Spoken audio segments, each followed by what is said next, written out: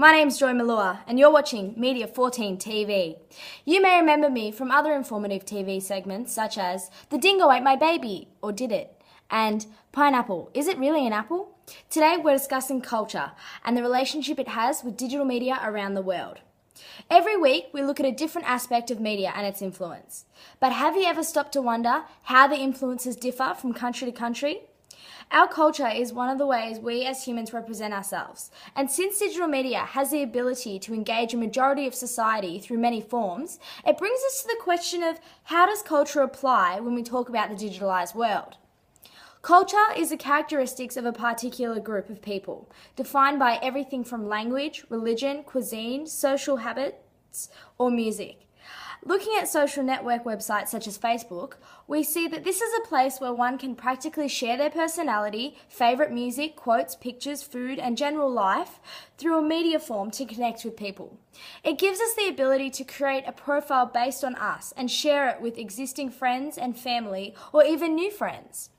There's also search engines where one can find people who we share interests with, backgrounds, language or culture, or even cooler, we can find people from our past that maybe we've lost touch with, but now with the rapid growth and development of new media, we can reconnect with those people, even if they're on the other side of the world.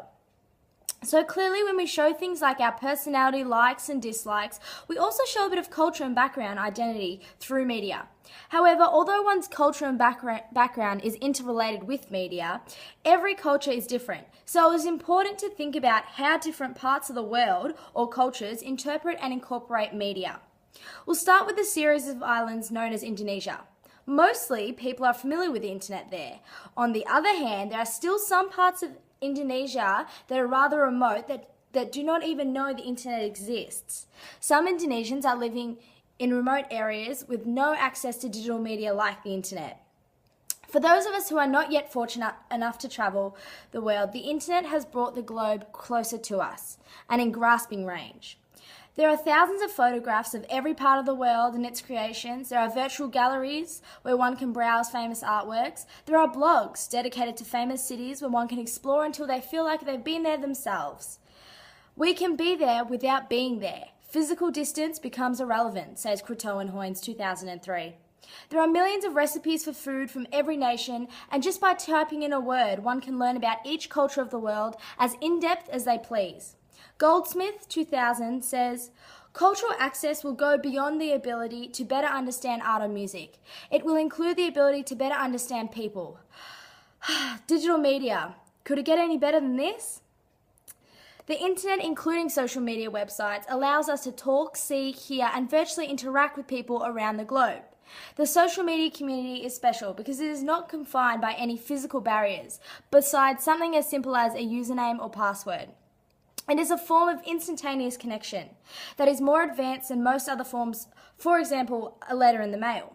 Newman 1996 says, "We are witnessing the evolution of a universal interconnected network of audio, video, and electronic text communications that will blur the distinction between interpersonal and mass communication and between public and private communication." Although it's not all smiles and rainbows.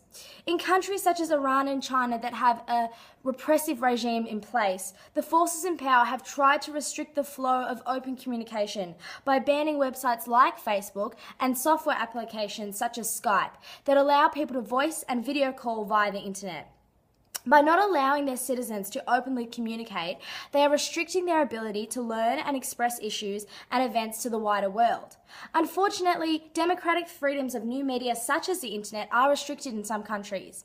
If the internet has restricted access or is filtered and monitored, then people will be not able to use it to its full potential. Luckily, in Australia, media is a significant part of our contemporary culture, and we have the freedom and right to express our opinions as freely as we please. According to Jermov and Poole 2011, cultural dimensions of the new media and technologies contribute significantly to new forms of personal communication and interaction. What about an example where media has saved the day? That brings us to Egypt. In 2011, during the Egyptian Revolution, after weeks of protests by demonstrators in Cairo and other cities, the president of Egypt, Hosni Mubarak, stepped down. What has this got to do with digital media, I hear your brains asking? Well, the demonstrators used social media tools such as Facebook and Twitter to raise awareness and give the world a front row view of what was happening in Egypt. And after a few days of protesting, government officials shut down these social media platforms and started censoring internet access. The internet served as a vital rallying instrument of free speech and organisation in recent anti-government protests in Egypt, says Goga in 2011. The activists in Egypt figured out a way to circumvent the shutdown and were able to communicate with each other and the outside world, until finally forcing Mubarak to step down. Awesome, right? Today we have spoken about just some of the examples of how digital media is used around the world and how the dynamics have shifted and continue to shift in different cultures. We here at Media 14 TV hope you enjoy today's program. Join us next week when we talk about online dating sites. Is that where you'll find your future spouse, or are they lame? I'm Joy Malua. Thanks for watching. I'll see you next week.